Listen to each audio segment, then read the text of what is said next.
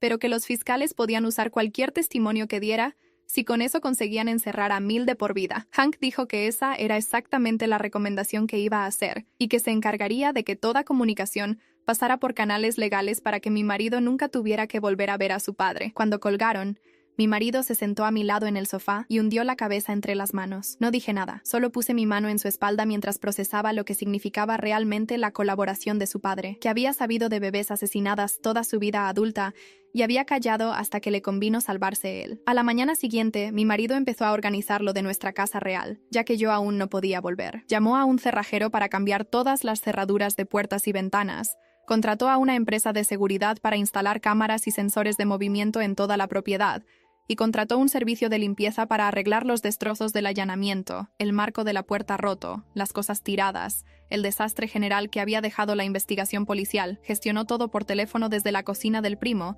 mientras yo seguía en cama como había mandado el médico. Entre llamada y llamada venía a decirme que creía que deberíamos vender la casa cuando naciera el bebé. Estuve totalmente de acuerdo. No me imaginaba volver a sentirme segura allí nunca más. No después de que Miel se hubiera forzado a entrar en nuestra casa con la intención explícita de matar a nuestra hija.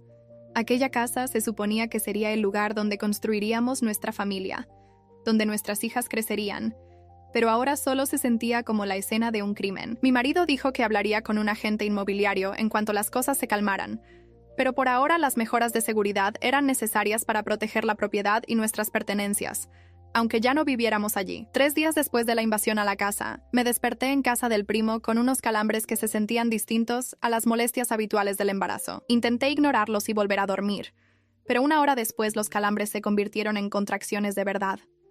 Mi marido ya estaba despierto y se dio cuenta de que estaba respirando para soportar el dolor.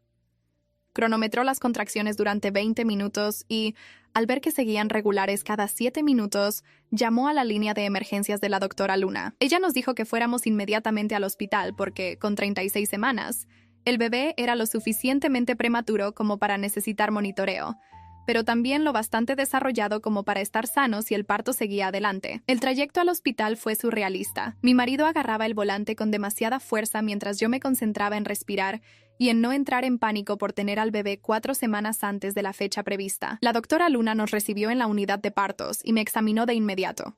Explicó que lo más probable era que fuera un parto inducido por estrés, que mi cuerpo había sufrido tanto trauma en la última semana que había desencadenado el parto prematuro, pero nos aseguró que el bebé estaba lo suficientemente desarrollado como para nacer sin problemas. Me conectaron a los monitores y el latido del bebé se escuchaba fuerte y constante, incluso cuando mis contracciones se hicieron más frecuentes. La doctora Luna dijo que vigilaría todo de cerca y que intervendría si fuera necesario, pero que, por el momento, parecía que íbamos a tener un bebé ese mismo día, quisiéramos o no. El parto avanzó más rápido de lo esperado, seguramente porque era mi segundo, y mi cuerpo ya sabía lo que tenía que hacer. 6 horas después de llegar al hospital, nació nuestra hija pesando 2 kilos 780 gramos, perfectamente sana, a pesar de haber nacido 4 semanas antes. Las enfermeras la pusieron sobre mi pecho y soltó un llanto fuerte y claro que hizo que mi marido rompiera a llorar. Se quedó de pie junto a la cama con lágrimas cayendo por su cara, alargando la mano para tocar su manita diminuta. Cuando las enfermeras se la llevaron para limpiarla y revisar sus signos vitales, mi marido la siguió por la habitación como si no soportara perderla de vista. Después de confirmar que estaba completamente sana, solo un poco pequeña, nos la devolvieron envuelta en una manta del hospital. Mi marido la tomó en brazos por primera vez y le susurró que era deseada y amada, que nunca tendría que esconder quién era. Le dijo que era perfecta tal como era, que ser niña la hacía especial e importante, no algo vergonzoso que debía borrarse. Lo vi acunar a nuestra hija y prometerle una vida libre del odio y la violencia que habían definido a su familia durante generaciones. Más tarde ese día, después de que yo descansara y el bebé mamara sin problemas, hablamos de nombres. Mi marido dijo que quería ponerle el nombre de su abuela, la mujer que en su lecho de muerte le había contado la verdad al primo. Explicó que su abuela había intentado romper el patrón familiar, aunque le costó toda la vida reunir el valor, y que merecía ser honrada por haber roto el silencio. Me encantó la idea de darle a nuestra hija un nombre conectado con la única persona de su familia que había hecho lo correcto. Rellenamos el certificado de nacimiento con su nombre escrito claramente, un homenaje a la mujer que, al decir la verdad antes de morir, había ayudado a salvarnos la vida. El hospital asignó seguridad extra a nuestra habitación porque Hank les había advertido de posibles amenazas. Se había enterado de que el suegro, Phil, estaba diciendo que quería conocer a su nieta antes de morirse y usaba su edad y su salud como justificación para que le permitiéramos visitarla. Mi marido le dijo a las enfermeras que su padre no era bienvenido bajo ninguna circunstancia y que, si aparecía, solicitaríamos inmediatamente una orden de alejamiento. Las enfermeras lo anotaron en el sistema y nos aseguraron que nadie pasaría del control de seguridad sin nuestra autorización expresa. Hubo un guardia estacionado frente a nuestra puerta las 24 horas, algo que debería haber parecido exagerado, pero que en realidad me hizo sentir más segura después de todo lo ocurrido. Al segundo día en el hospital, Violet vino con noticias que por primera vez en días nos hicieron sonreír a los dos. Wallace y Chester habían aceptado acuerdos de culpabilidad a cambio de testificar contra Miel. Habían dado declaraciones detalladas sobre cómo Miel los había reclutado, diciendo que nosotros maltratábamos a su nuera y que ella necesitaba ayuda para rescatar a su hijo de una situación peligrosa. Wallace contó a los investigadores que Miel se le había acercado en el bar donde trabajaba de seguridad, inventándose una historia de que su nuera tenía retenido a su hijo como rehén y amenazaba con hacerle daño al bebé. Chester tenía una versión parecida. Miel lo había localizado a través de un conocido y lo convenció de que era una abuela desesperada que intentaba salvar a su familia. Ambos admitieron ahora que deberían haber cuestionado más su historia, sobre todo cuando empezó a hablar de asegurarse de que el bebé no sobreviviera, pero habían creído sus primeras afirmaciones sobre maltrato.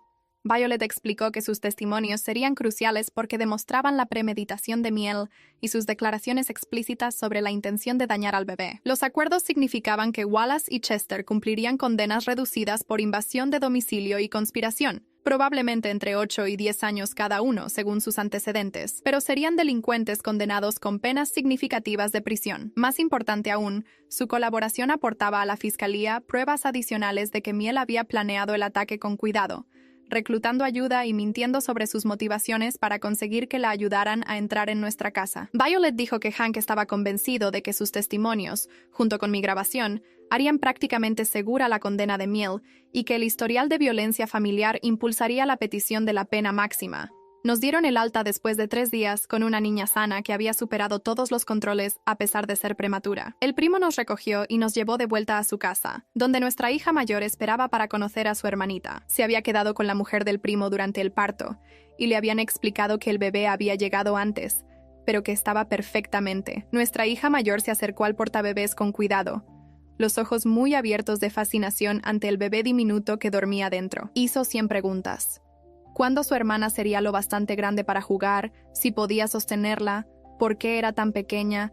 ¿Qué significaba su nombre? ¿Si podría ayudarla a comer? Mi marido respondió a cada una con paciencia mientras llevaba el portabebés dentro de la casa, y yo vi como nuestra hija mayor lo seguía como si temiera perder de vista al bebé. Dentro, la mujer del primo había preparado una cuna en nuestra habitación y la había llenado de pañales y todo lo necesario. Nuestra hija mayor quería sentarse junto a la cuna y mirar dormir al bebé, así que acercamos una silla y la dejamos quedarse allí mientras deshacíamos las bolsas del hospital.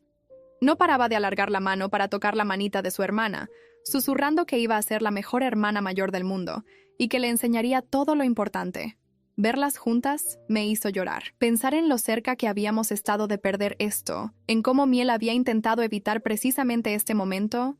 Pero aquí estábamos, con nuestras 2 hijas sanas y a salvo, comenzando una vida que no tenía nada que ver con la familia tóxica de mi marido y todo que ver con la familia que nosotros elegíamos construir. Al día siguiente llegó una enorme cesta de regalos de la empresa de mi marido, con una tarjeta firmada por todo su departamento. Alrededor de los bordes había mensajes escritos que decían que nos tenían presentes y que nos apoyaban en todo. Mi marido la abrió en la cocina del primo y se quedó mirando todas las firmas mucho rato antes de empezar a llorar. Su jefe había escrito una nota al final diciendo que habían organizado un tren de comidas para traernos la cena todas las noches durante el próximo mes, para que no tuviéramos que preocuparnos por cocinar con un recién nacido y todo lo demás. Yo también lloré, porque habíamos estado sintiéndonos tan solos y apartados de la bondad humana normal durante tanto tiempo.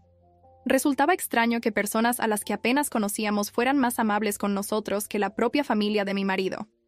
La mujer del primo nos ayudó a organizar un calendario para anotar quién traía la comida cada noche y se aseguró de que todos tuvieran la dirección correcta, ya que ya no vivíamos en nuestra casa habitual. Esa misma tarde, Hank llamó con una noticia que me revolvió el estómago. El testimonio del suegro había llevado a los investigadores a 3 posibles lugares de entierro en la propiedad familiar, donde él decía que su madre y su abuela Habían enterrado a hijas recién nacidas a lo largo de las décadas. Los equipos forenses se preparaban para excavar en cuanto obtuvieran las órdenes correspondientes y trajeran perros especializados en cadáveres para confirmar las ubicaciones. A mi marido le temblaban las manos mientras hablaba por teléfono y tuvo que sentarse a la mesa de la cocina. Hank explicó que el proceso llevaría varias semanas porque tenían que documentar todo minuciosamente por si se presentaban cargos de asesinato,